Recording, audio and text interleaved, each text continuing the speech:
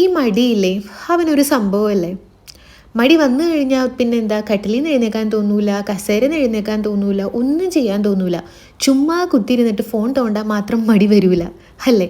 പക്ഷേ ഇടയ്ക്കൊക്കെ മടി വരണത് കാരണം നല്ലതാണ്. കാരണം നമുക്ക് ഇടയ്ക്കൊക്കെ ഒരു റെസ്റ്റൊക്കെ വേണ്ടേ. പക്ഷെ എപ്പോഴും വന്നു കഴിഞ്ഞ് കഴിഞ്ഞാൽ ശരിയല്ലല്ലോ. പിന്നെ എല്ലാവരും എന്നെ കളിയാക്കാറുണ്ടല്ലോ, എനിക്ക് ജപ്പാൻകാരുടെ സൈഡിലോട്ടേക്ക് ഒരു ഇച്ചിരി ചായ്വുണ്ടെന്ന്. സീരിയസ്ലി ഉണ്ട്. കാരണം അവരുടെ ലൈഫ് സ്റ്റൈല്, അവരുടെ ഫുഡ് ഹാബിറ്റ്സ്, അതൊക്കെ നമ്മൾക്ക് ഭയങ്കര എന്താ പറയുക, നമ്മൾ ഫോളോ ചെയ്യേണ്ട രീതിയിലുള്ള സംഗതികളാണ്. എന്നെരുതി നമ്മൾക്കിടെ കൾച്ചറും ഇതൊന്നും മോശമാണെന്നല്ല കേട്ടോ, അങ്ങനെ കമൻറ്റ് വരും. അതുകൊണ്ടാണ് ഞാനത് പിന്നെയും എടുത്തു പറഞ്ഞത്. അപ്പോൾ അങ്ങനെ ഞാൻ നോക്കി കഴിഞ്ഞപ്പോൾ ഈ പറഞ്ഞ പോലെ എനിക്കും മടി വരാറുണ്ട്. അപ്പോൾ ഞാൻ വിചാരിച്ചു, ഈ ജപ്പാനിലെ ആൾക്കാർക്ക് മടി വരാറില്ലേ, അവരപ്പോൾ എന്തായിരിക്കും ചെയ്യുക. അപ്പോൾ അങ്ങനെ നോക്കിയപ്പോഴാണ് എനിക്ക് കുറച്ച് പോയിൻറ്റ്സ് കിട്ടിയിട്ടുള്ളത്. അപ്പോൾ അത് നിങ്ങളുമായിട്ട് ഷെയർ ചെയ്യാമെന്ന് വിചാരിച്ചു. അവർക്ക് മടി വരും, പക്ഷേ എന്നെ അപേക്ഷയൊക്കെ നോക്കുമ്പോൾ അവർക്ക് വരുന്ന മടിയുടെ അളവ് കുറവാണ്. അതിന് മെയിൻ ഒരു റീസൺ ഞാനൊരു എക്സാമ്പിളിൽ അങ്ങ് പറയാം കേട്ടോ. കുറേ സ്റ്റെപ്പ് ഉണ്ട്, അതിൽ ആദ്യത്തെ സ്റ്റെപ്പാട്ടോ ഞാൻ പറയാൻ പോണേ. ഞാനൊക്കെ സ്കൂളിൽ പഠിക്കുന്ന സമയത്തുണ്ടല്ലോ, ഇപ്പം എങ്ങാനും എൻ്റെ വീട്ടിൽ പഠിക്കാനോ ട്യൂഷനൊക്കെ പോകാനോ വേണ്ടിയിട്ട് 5:30 രാവിലെ വിളിച്ചു എന്ന് വിചാരിച്ചോ, ഞാൻ എഴുന്നേൽക്കൂല, എനിക്ക് മടിയായിരിക്കും.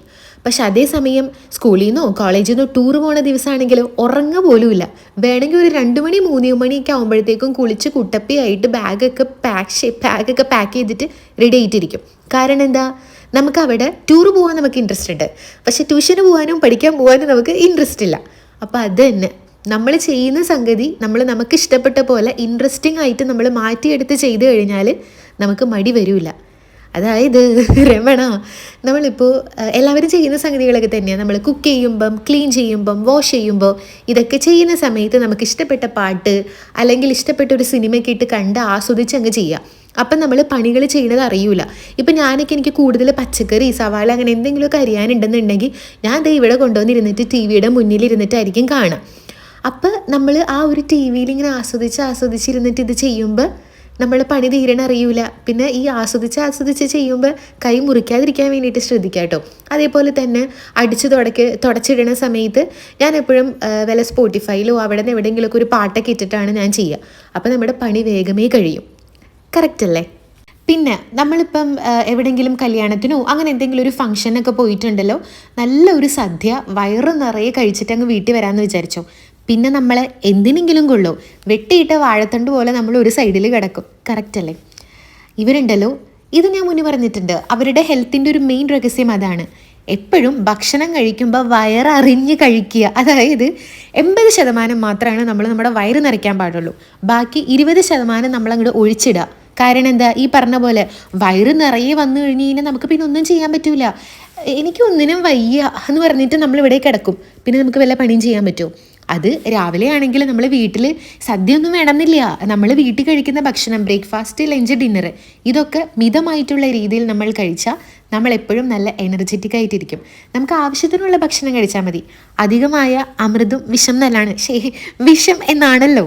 പിന്നെ എല്ലാവരും ഒന്ന് ഓടിപ്പോയിട്ട് അടുക്കളയുടെ സൈഡിലുള്ള വർക്ക് ഏരിയയിലും പോയി നോക്കി. നമ്മൾ ഉപയോഗിക്കാത്ത കുറേ പാത്രങ്ങളില്ലേ അടുക്കളയിൽ തന്നെ. അടിയിലത്തെ ആ ഒരു കൗണ്ടർ ഉണ്ടാവില്ലേ, കബോർഡ്, അതൊന്ന് തുറന്നു നോക്കി. ഉപയോഗിക്കാത്ത കുറേ പാത്രങ്ങൾ ഉണ്ടായിരിക്കില്ലേ.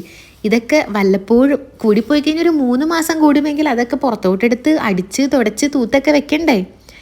അതാണ് ഇവർ, അതായത് നമ്മുടെ ജപ്പാൻകാർ മിനിമലിസ്റ്റിൻ്റെ ആൾക്കാരാണ്. ഫുൾ വെള്ളിയാണേ, സോറി. അപ്പോൾ അവരുടെ വീട്ടിൽ വളരെ കുറച്ച് സാധനങ്ങൾ, അത് പാത്രങ്ങളായിക്കോട്ടെ ഡെക്കോർ ഐറ്റംസ് ആയിക്കോട്ടെ, എല്ലാം അവർ മിതമായിട്ടുള്ള രീതിയിൽ യൂസ് ആക്കുള്ളൂ. കുറച്ച് സാധനങ്ങളുള്ളപ്പം കുറച്ച് ക്ലീൻ ചെയ്താൽ മതി അല്ലേ. അല്ലെങ്കിൽ ഒന്ന് ആലോചിച്ച് നോക്കിയാൽ, നമ്മളിങ്ങനെ അടുക്കളയിലോട്ടേക്ക് പോവുക. ഒരു ദിവസം നമ്മൾ നമ്മുടെ കബോർഡ്സ് ക്ലീൻ ചെയ്യാൻ വേണ്ടിയിട്ട് അങ്ങ് തീരുമാനിച്ചു. തുറന്നു കഴിഞ്ഞപ്പോൾ ഒരു ലോഡ് പാത്രങ്ങൾ അവിടെ ഇരിക്കണം. 3 മാസമായി ആ പാത്രങ്ങൾ ഉപയോഗിച്ചിട്ട്. അതുകൊണ്ട് തന്നെ അത്യാവശ്യം നല്ല രീതിക്ക് പൊടി മാറാലൊക്കെ പിടിച്ചിട്ടുണ്ടാവും. അത് കാണുമ്പോൾ തന്നെ തീർന്നില്ലേ. അതേസമയം അവിടെ ഒരു 2-3 പാത്രം ഉള്ളെങ്കിലോ, ഇത്രയേ ഉള്ളോ, ഇപ്പം തീർക്കാം, സെറ്റ് അല്ലേ.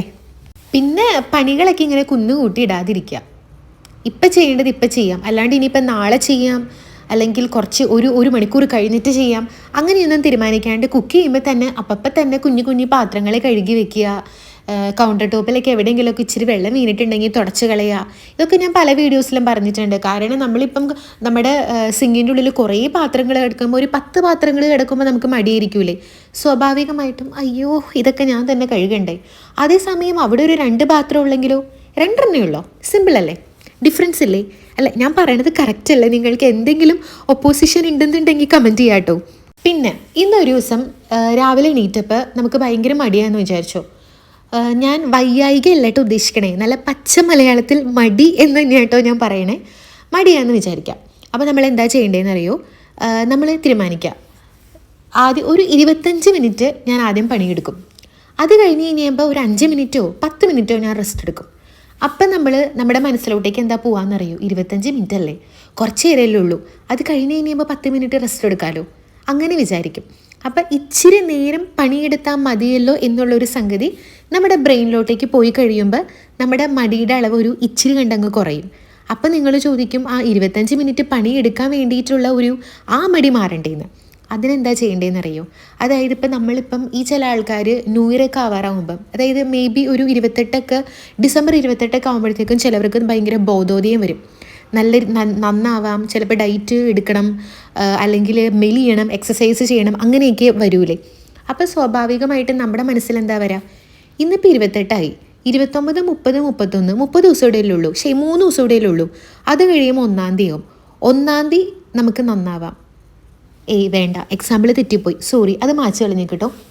അതായത് അങ്ങനെ ഭയങ്കരമായിട്ട് മടി വരുമ്പോൾ നമ്മൾ എന്താ ചെയ്യേണ്ടതെന്ന് അറിയോ? ഇപ്പോൾ നമ്മുടെ വീടൊക്കെ അലമ്പായിട്ട് എടുക്കാം. അപ്പോൾ നമുക്ക് ഭയങ്കര മടി, ആ വീട് മൊത്തം ക്ലീൻ ചെയ്യുകയും വേണം, പക്ഷെ മടി അനുവദിക്കണമില്ല. അപ്പം നമ്മൾ ചെറിയ ചെറിയ പോർഷൻസിൽ നിന്നും സ്റ്റാർട്ടാക്കുക. 100% നിൽക്കുന്ന മടി അതിൽ 1% മാത്രം നമുക്ക് മാറ്റിക്കളയാം. അതായത് ഇപ്പോൾ ഒരു ലിവിങ് റൂം മൊത്തം അലമ്പായി കിടക്കുകയാണെന്നുണ്ടെങ്കിൽ ഒന്ന് പോയിട്ട് TV സ്റ്റാൻഡ് മാത്രം ഇപ്പോൾ ക്ലീൻ ചെയ്യാം. അപ്പം നമ്മുടെ മടി പതിയെ അങ്ങ് കുറയും. കുറച്ച് നേരം ഒന്ന് റെസ്റ്റ് എടുക്കുക. ആ ഒരു സ്റ്റാർട്ടിങ് ട്രബിളേ കാണുള്ളൂ. അപ്പോൾ ഒരു TVയുടെ സ്റ്റാൻഡ് മാത്രം എന്ന് പറയുമ്പം അതൊരു സിമ്പിളായിട്ടുള്ള സംഗതിയാണ്. അവിടെ നമുക്ക് മടി വരില്ല. ഭയങ്കരമായിട്ടുള്ള വർക്കുകൾ കാണുമ്പോഴാണ് നമുക്ക് മടി വരിക. അപ്പം ചെറിയ പോർഷനിൽ നിന്ന് സ്റ്റാർട്ടാക്കാം. അപ്പോൾ ഞാൻ പറഞ്ഞ ഈ കാര്യങ്ങളൊക്കെ ഏറെക്കുറെ നിങ്ങൾക്ക് റിലേറ്റ് ചെയ്യാൻ പറ്റിയിട്ടുണ്ടായിരിക്കും കേട്ടോ ഞാൻ വിചാരിക്കണേ. കാരണം ഭയങ്കര സിമ്പിളായിട്ടുള്ള സംഭവമാണ്. ഞാൻ നേരത്തെ പറഞ്ഞ പോലെ ഭീകരമായിട്ടുള്ള ഒരു സംഗതികളും ഞാൻ ഈ വീഡിയോയിൽ പറഞ്ഞിട്ടില്ല. ഭയങ്കര സിമ്പിളായിട്ട്, പക്ഷേ നമ്മൾ ചെയ്ത് നോക്കിക്കഴിഞ്ഞാൽ നമുക്ക് ഏറെക്കുറെ നല്ല രീതിക്ക് നമ്മുടെ മടിയൊക്കെ മാറ്റാൻ വേണ്ടിയിട്ട് സഹായിക്കുന്ന കുറച്ച് ടിപ്സൊക്കെയാണ്. പിന്നെ ഇടയ്ക്കൊക്കെ മടി വരുമ്പോൾ നിങ്ങൾ ആ മടിയൊക്കെ അങ്ങ് എൻജോയ് ചെയ്തു കേട്ടോ. കാരണം ഇടയ്ക്ക് നമുക്കും മടി വരണം. പിന്നെ എല്ലാ കാര്യങ്ങളും 100% പെർഫെക്റ്റായിട്ട് എപ്പോഴെപ്പോഴും ചെയ്യണമെന്ന് നിർബന്ധമൊന്നുമില്ലല്ലോ. ഇടയ്ക്കൊക്കെ ഈ എപ്പോഴും പറയണ പോലെ അലമ്പായിട്ട് കിടക്കട്ടെ. ഇടയ്ക്ക് മടിയൊക്കെ വരുമ്പോൾ 24 മണിക്കൂർ വേണ്ട, ഉറങ്ങണമല്ലോ. ബാക്കി സമയമൊക്കെ ഫോണൊക്കെ തോണ്ടിക്കൊണ്ട് നമ്മുടേതായിട്ടുള്ള കാര്യങ്ങളൊക്കെ ചെയ്തിരിക്കാം. അതൊക്കെ ഒരു രസമല്ലേ? അപ്പോൾ അത് ഇന്ന് ഡിന്നറിന് നമുക്കൊരു വെജിറ്റബിൾ റാപ്പാണ് കേട്ടോ. ഈ ഒരു ക്യാപ്സിക്കത്തിൻ്റെ സോസ് സൂപ്പർ സാധനമാണ് കേട്ടോ, അടിപൊളി ടേസ്റ്റാണ്. നമ്മൾ ഈ വെജിറ്റബിൾ റാപ്പ് അല്ലെങ്കിൽ സാൻഡ്വിച്ചൊക്കെ ഉണ്ടാക്കുമ്പോൾ മയോണൈസിന് പകരം നമുക്ക് ഈ ഒരു സോസ് യൂസ് ആക്കാം കേട്ടോ. അപ്പോൾ ഈ റെസിപ്പിയും അതുപോലെ ഇതിൽ പറഞ്ഞിരിക്കുന്ന നമ്മുടെ കുട്ടി കുട്ടി കാര്യങ്ങളും എല്ലാവരും ട്രൈ ചെയ്ത് നോക്കുക. അപ്പോൾ നമുക്ക് അടുത്ത വീഡിയോയിൽ കാണാം. അതുവരേക്കും ടാറ്റാ.